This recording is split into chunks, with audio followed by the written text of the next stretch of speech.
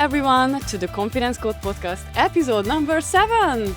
I'm super excited for 2 reasons. One, we are using my flat as a home studio for the very first time, and I think the setting is really beautiful. 2, we have an amazing guest today who is Marja-Leena. I think I can call you friend after all these years. So Marja-Leena is the chief editor of PA Life magazine, UK's one of UK's biggest corporate magazine for executive assistants. And our story began a few years ago when I met you at American Express at my previous job, and I was doing ads and promotions to one of new offerings at Amex Travel, and that's how we met. Actually, I think it was pre-pandemic or so, and I'm so excited to have her today in our studio to talk about well-being, confidence, life, the journey, and just to have a very nice free flow conversation.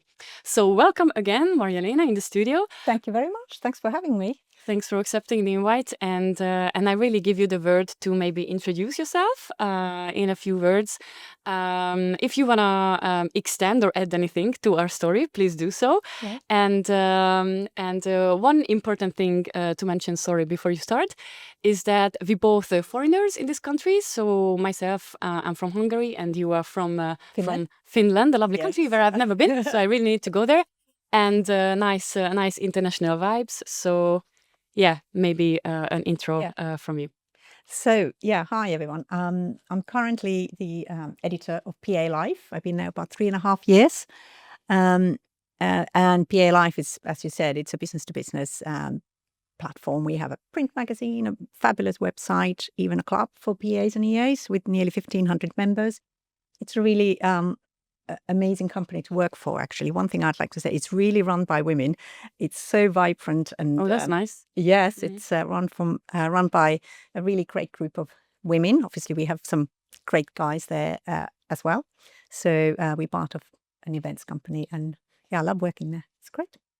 And that's how we met as well. Yeah, beautiful. Exactly. Yeah. So tell us something about how you ended up in this country, like UK, from Finland. Gosh, that was quite a while ago. I actually came from Sweden. I went to uni there and joined an international group organization called ISEC, which is for economics and business students. And I believe you were a member as well, Mesi. Yes, I was a member in then ISEC, because you're a bit younger. But that's how I ended up here. I got a traineeship, as it's called. I got a job in Cambridge. Okay. And really loved it. I intended first to stay for 6 months, but actually here I am still, quite a few decades later, enjoying it. So I never left. I married a Brit, and I'm here. And then you stayed. Oh, beautiful. I stayed. Oh, lovely. Okay. So funnily, I was also a member of ISEC, but I've never done the actual internship bit. So when I moved 11 years ago, I literally just wanted to explore and move to another country. And then this was my kind of like official, first time abroad experience. And I stayed as well. So both of us ended up staying. So thanks for the intro. And maybe a few words about the magazine for the listeners, like what you guys are focusing on, what's the value you add. For those listeners who are maybe not from the UK, I must share that the role of an executive assistant is really a super important high-profile role, and it has great emphasis in this country. So let's say in my country, it was never really like a big deal, or I was not really aware of it. It really hit me as a surprise in the UK, and I think it's just amazing how much this role is appreciated. And this also shows like you guys run a magazine just for them, so it's like really amazing. And it's a big pleasure that I got involved in the work you guys doing. So, what's your key message? What's the main message behind? I think what you guys deliver, and maybe if you add the well-being aspect of it, then that's great. So yeah, our audience is very much executive assistants, personal assistants, virtual office managers. There's a difference between all those titles, and all of them are really evolving. They're becoming more and more important. The sort of secretary role doesn't really exist anymore, or it may, but that's not really required anymore because executives do their own typing, etc. So the executive assistant, PAs as well, personal assistants, they've taken on a more strategic role. They're much more part of the management team, adding their knowledge and ideas to it, much more independent working. Are also executives. That is part of the role. It's not just because they support an executive. They actually, it's an executive function itself. Yeah. And it's increasingly important, I think, in today. And the people who do that role, they need to be really technically capable and competent, always staying ahead of the role. So there's a lot in that whole industry, and we write to them a lot, providing a lot of personal professional development content, which they appreciate. That's done through the club or the magazine or website. But really, the one of the core things that PA Live as a magazine does is bringing the supplier side. So the suppliers who want to, their business is to supply corporates and bigger industry, businesses together with the audience who are the EAs and PAs, the corporate bookers and buyers, the office managers. So we are kind of bringing and bridging these two audiences through our platform, whether it's digital or print. So that's what we do. But obviously, the core audience is always the executive and personal assistant. So we want to provide useful professional content for them. That's what we do. Thanks for the intro. Yes, the more I'm involved with what you guys doing, the more I kind of like see this word, and I really see the part what you playing, the role what you guys playing, and it's super valuable.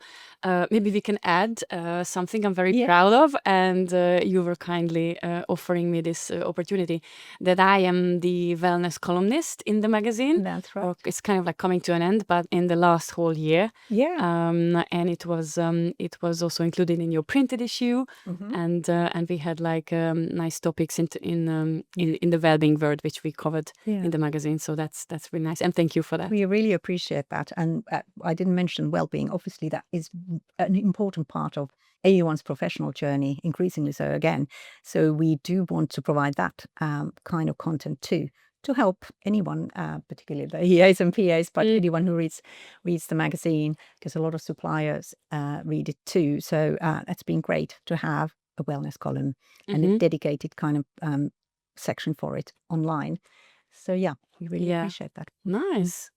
And something just came to my mind about like reflecting to my own journey with setting up my own business, because you and I met when I was still in my corporate role at Amex, and you are one of those people who kind of like observed this whole journey evolving from being made redundant, then the hesitation with jumping into running my own thing, and you are one of those people who kind of like embraced me, or that's how I felt, like that you were just so kind and helpful without double thinking like what you get back in return on. You were just kind and helpful, and it just came to my mind my very first talk which I gave. It was at the PA show, so actually an event for executive assistants.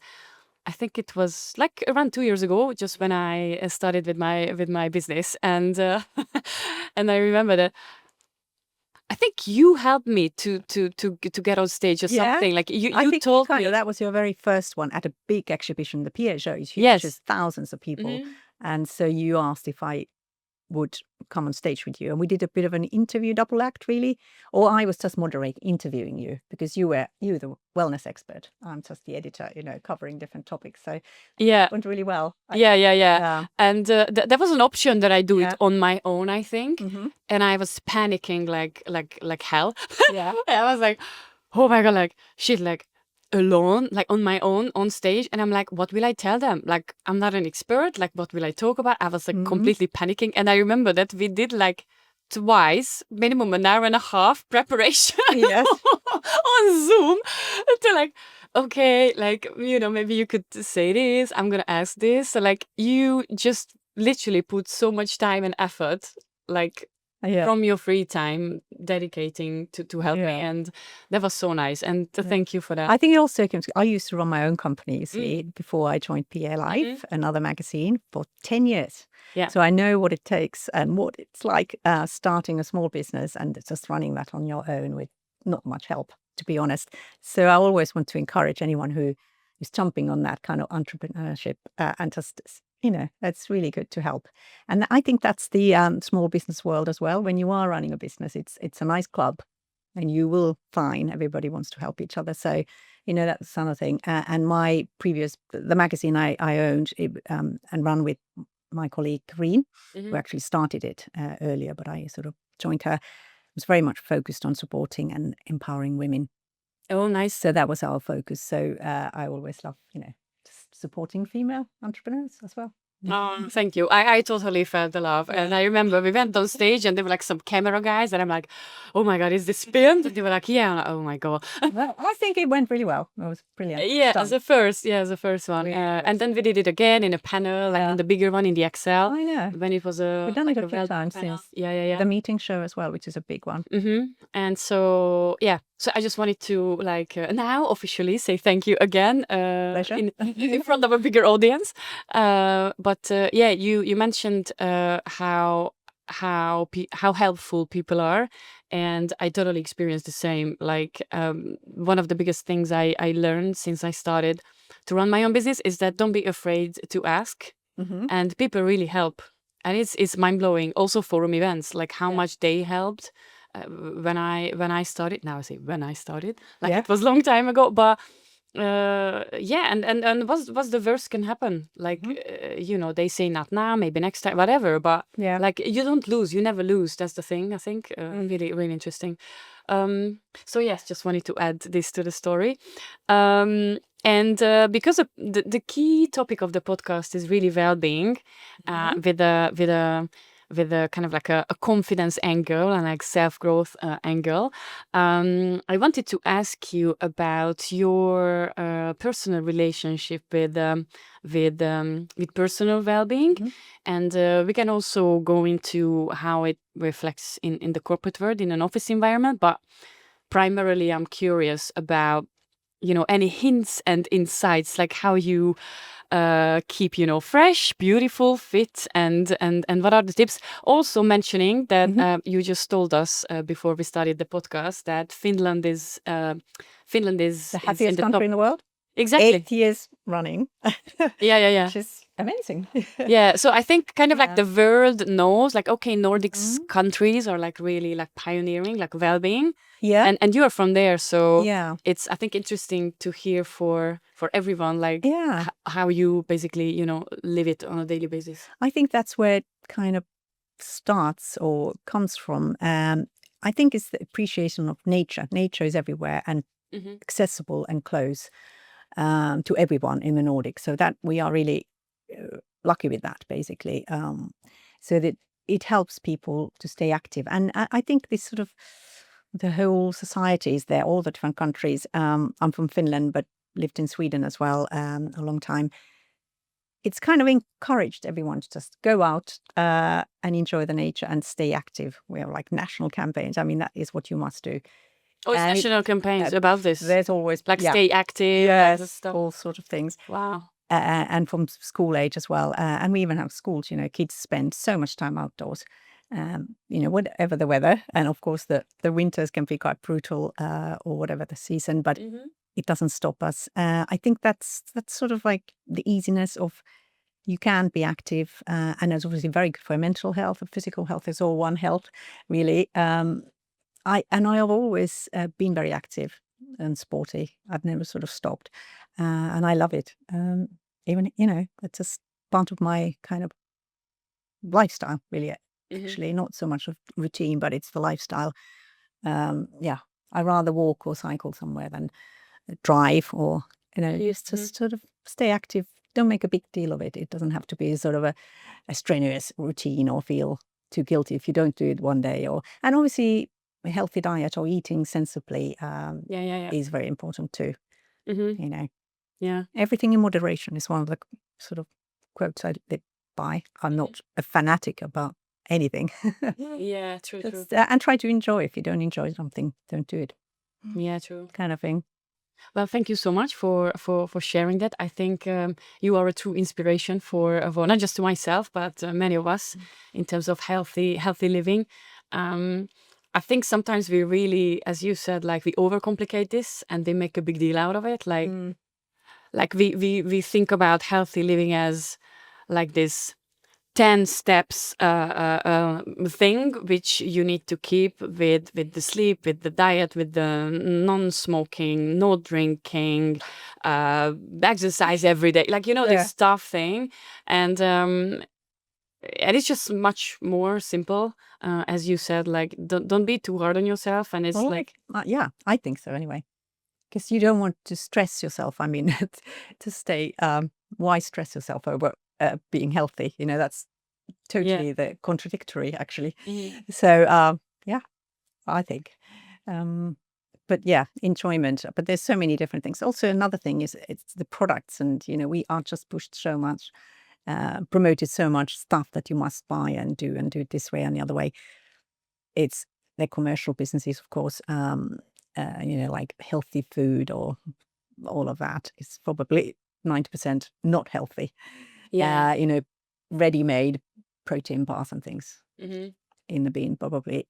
Really, I never eat anything like that. I think keep it fresh, do it yourself, know what you're eating rather than just buying something packaged. That's one thing, but obviously a lot of businesses rely on that. So it's the commercial society we live in. So I think one of the key messages is like start simple. And if it's, I think you do running. I do running, yes. I love running, actually.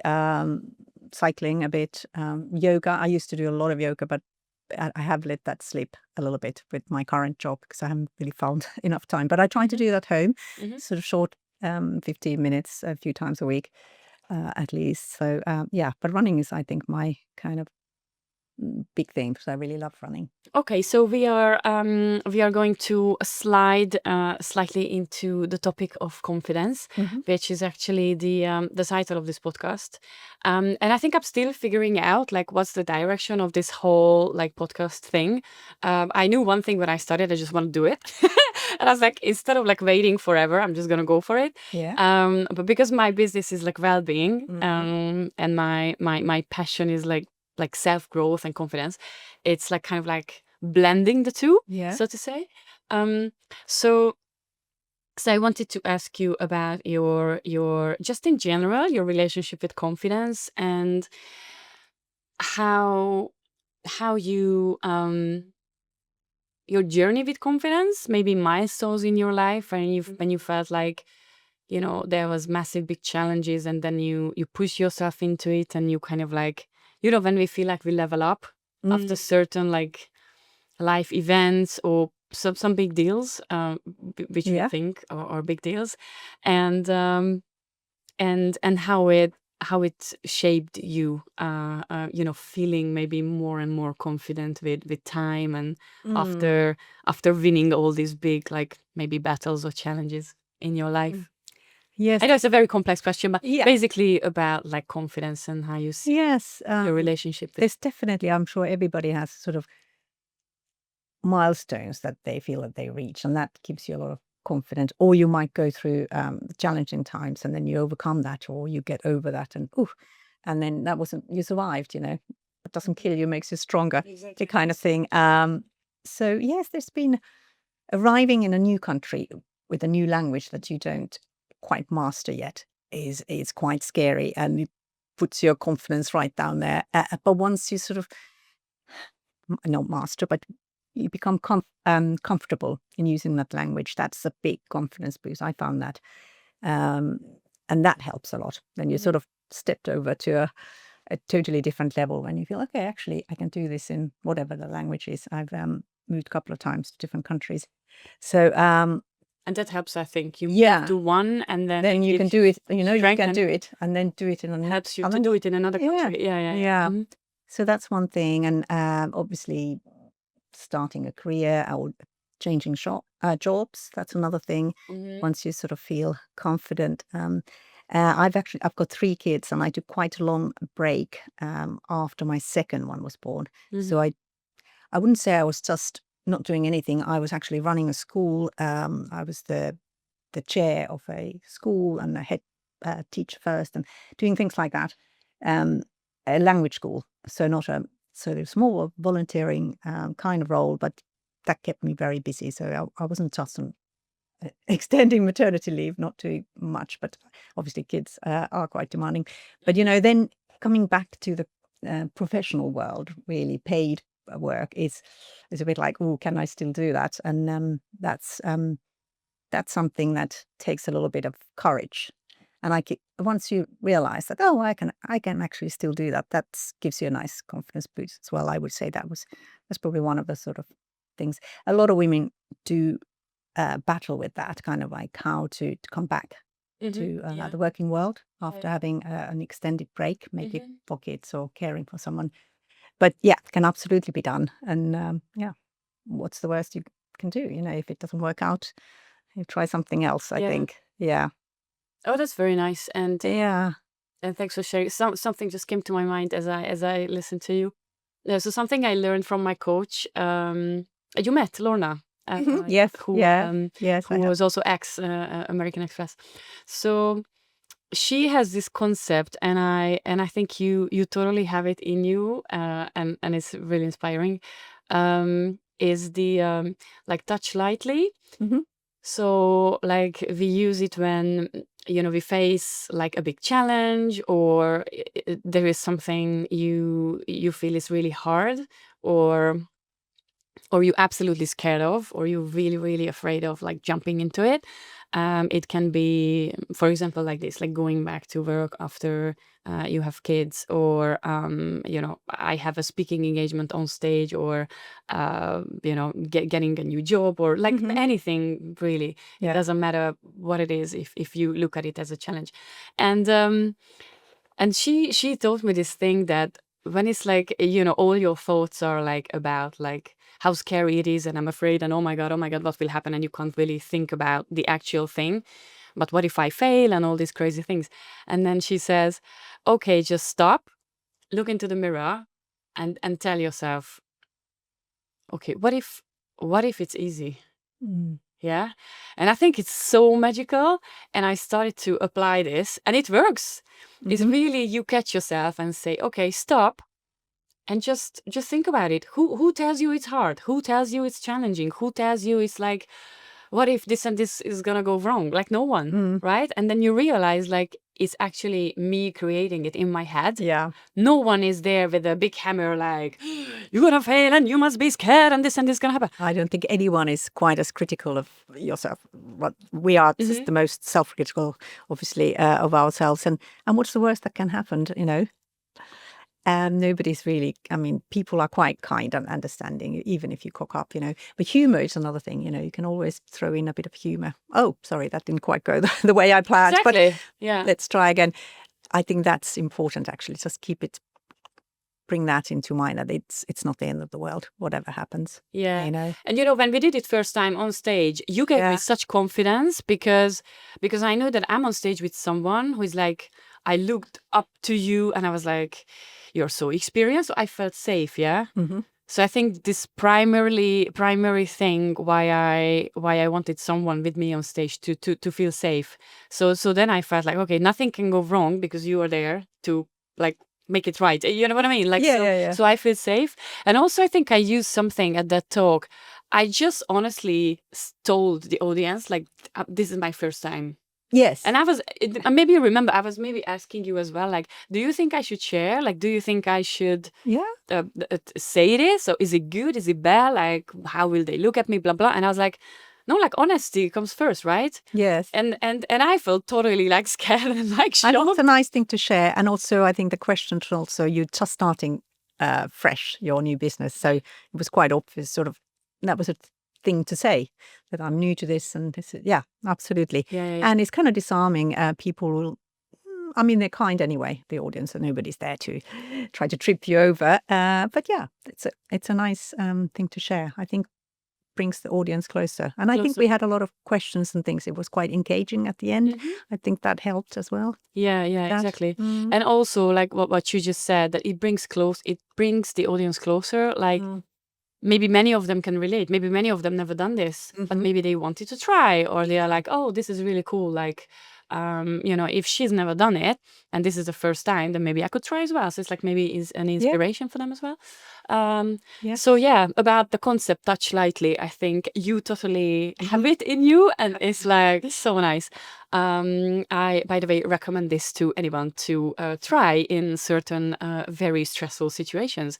It can be magic. And I think the most magical thing in this is you don't need any external source or resource for this. You just need yourself. Yeah.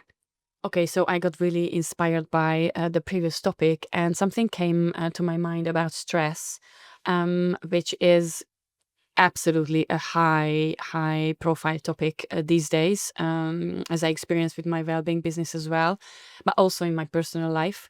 It's just so much going in the world right now, and in all aspects, right? Like your work situation, companies letting people off, like layoffs, the economy, like war zones. Like it's just really crazy if you really watch the news. I don't really watch the news that much anymore. But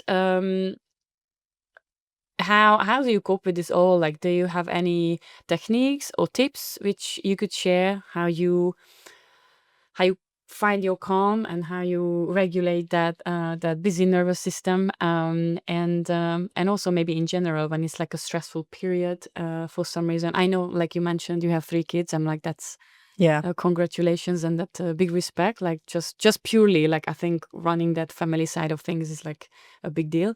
But like like in general, Yeah. any thoughts you have, like?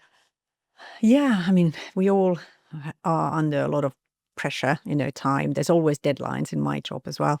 And I don't know, I just trying to be organized. I'm not the most organized. I could never do a EA or PA job myself.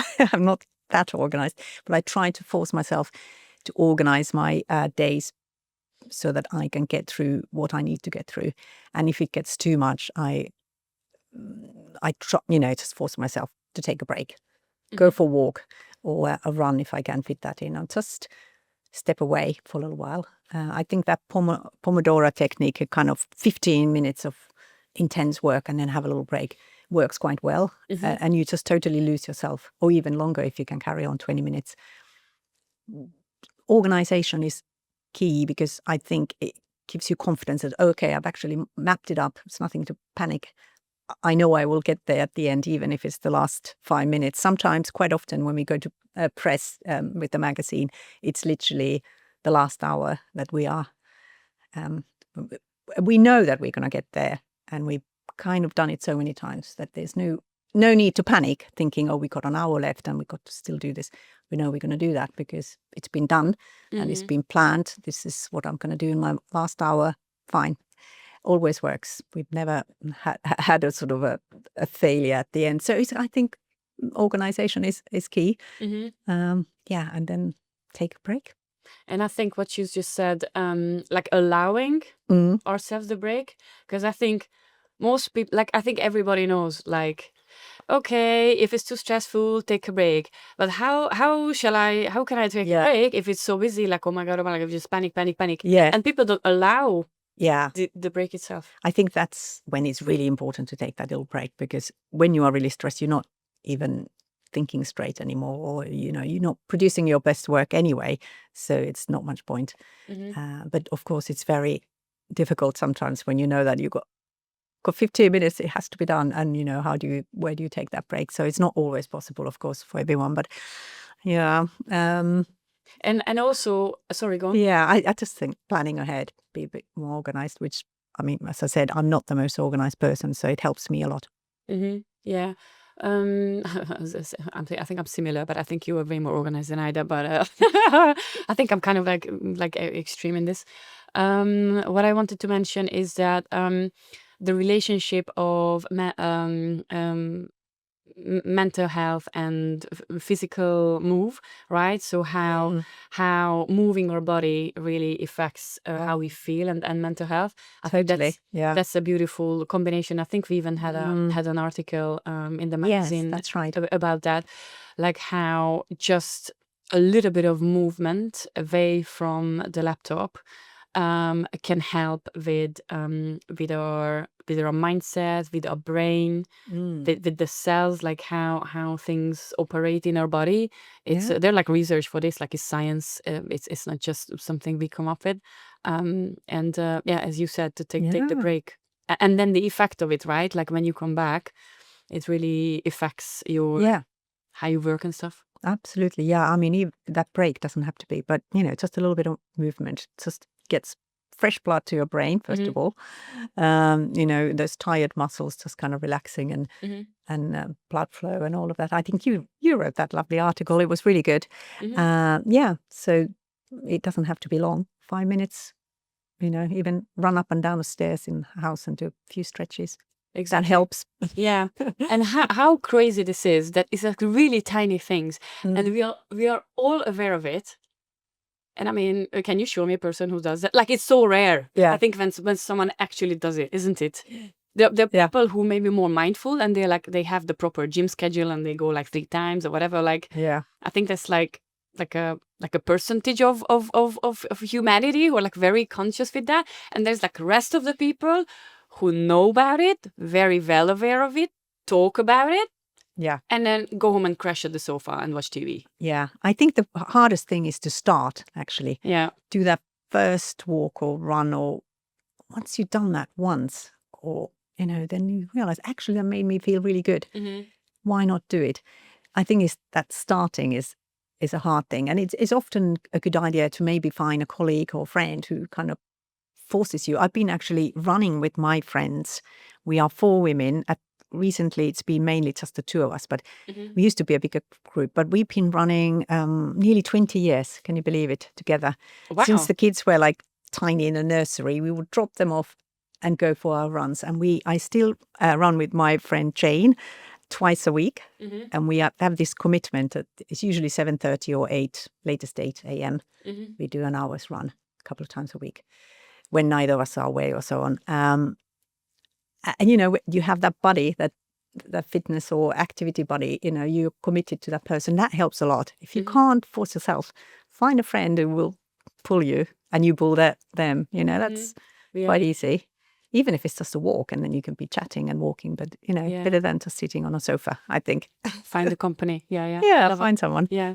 Very, very inspiring for everyone who wants to start somehow. So thank you for this. Because the podcast is mainly about well-being, I thought we could maybe chat a little bit about corporate well-being and how you feel about mental health and just in general well-being unfolding in the corporate world, so to say.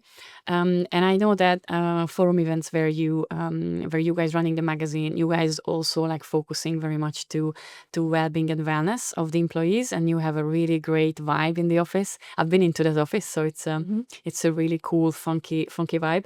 And I was also involved in I think 2 years ago, just when I started, like in your wellness week, which is I think a pretty popular thing. Like more and more companies are introducing programs around well-being at the workplace, and the wellness week is a really great a way to start, or just have it maybe once a year or twice a year. And you guys were running that with different activities, and know that I did a talk, a session on mindfulness, and then I think it was the same day or maybe the day after when you guys did the dog walk like together, and I was like, this is really cool. I never heard about it. Yes. And you say bring your dog, Yeah, that was great. Unfortunately, I haven't got a dog, but everyone who did, you could take your dog and go for a walk before work, arrive in the office a bit later. So obviously we're giving a little bit of extra time, and that was really great. Quite a lot of people have dogs. And then you just did the companies around the office or something? No, they met somewhere. The office was actually in Hertfordshire. There's plenty of lovely countryside around. They did a proper hour's country walk with their Oh, dogs. lovely. Yeah. And quite often we have dogs in the office as well. Our MD, Sarah, has a lovely little dog that comes sometimes.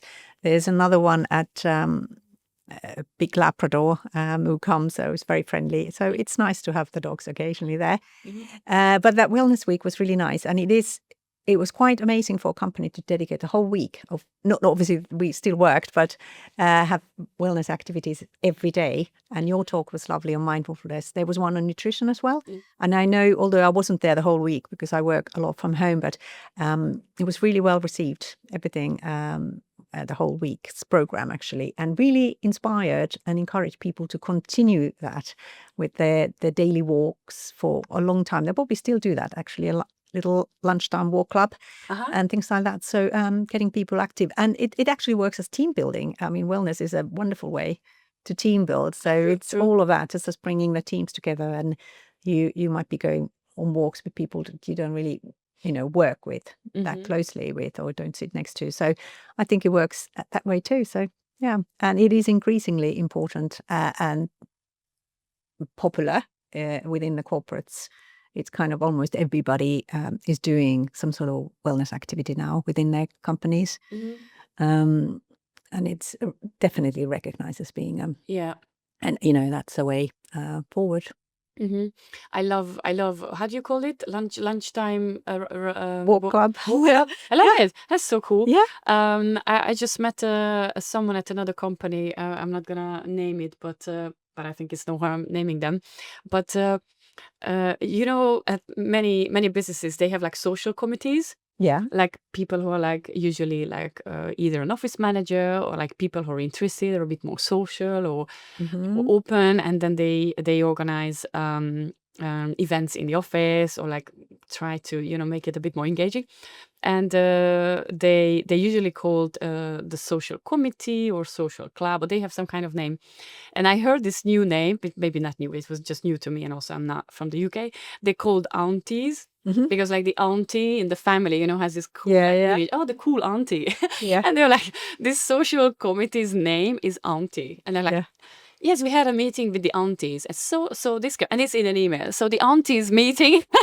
This is brilliant. Who are these? I haven't heard that before actually. Yeah, but that's such a fun way, to have like a funky name. We've got a book club going now. Book club. Came out of nowhere, and that's somebody who's sociable wanted to do that, and I think it's good well-being as well. I mean, team building, etc. So yeah, totally think okay. Well, now this brings us to the last question, which is now becoming a tradition that I ask my guest on their favorite quote and what it means to them. And so if you could maybe share one of your favorites. I know there's lots. I also have like lots of favorites. So maybe one of your favorites and what it means to you and why do you like it? Well, I'm going to share one actually that we just published a really great interview with one of our PA Life Club members, Heather Gloria Bones, who's a PA at Imperial College. So I'm going to borrow Heather's quote actually because it's stayed with me. And she said, because I always ask in the interview, what's your favorite quote as well? Oh, nice. I didn't know this. Yes, it's part of the standard questions at the end. And she said, it's from her mother who said, life is hard, but don't let that harden your heart. And I think it's a really resonates with a lot of people. Yes, life is obviously a challenge for a lot of people, but we still need to try to find that, enjoyment and lighter side, So I think that's a really nice quote. Oh, that's beautiful. I like it. It's a beautiful quote. I'm gonna write this down. Really nice. Yeah. Okay. Well, I think time to say goodbye and finish this convo. I loved it. Thank you so much for coming. And I loved it too. It was great. And this was actually the second in-person, like live recorded podcast. So thank you for being part of it. And what I wanted to share at the end of this episode is that a little bit of promo to something new I'm really excited about. I need to think when this will be published, but anyways, it's a series of events, so I think it's okay whenever we publish. It's still relevant. So I'm launching, and I mentioned it to you before. I'm launching a series of events on confidence, and the name is the Confidence Club, which you kindly mentioned, agreed to mention in the magazine. That the launch event is was on the 1st of September, depending on when this is out. We are recording it in August, but Yeah. so. Yes, just wanted to promote, I think, this a little bit, and it's a series of events on the first Monday of each month, and something to give as an inspiration to people on self-growth, entrepreneurship. It's going to be a mix of topics. And from the second one from October, I'm planning to have like guests. So the opening bit will be like a conversation like this. Okay. Okay.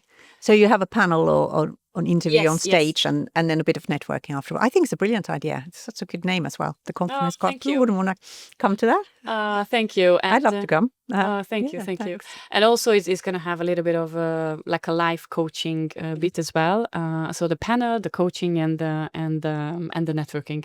To connect like-minded people who are open to learn more and level up their lives.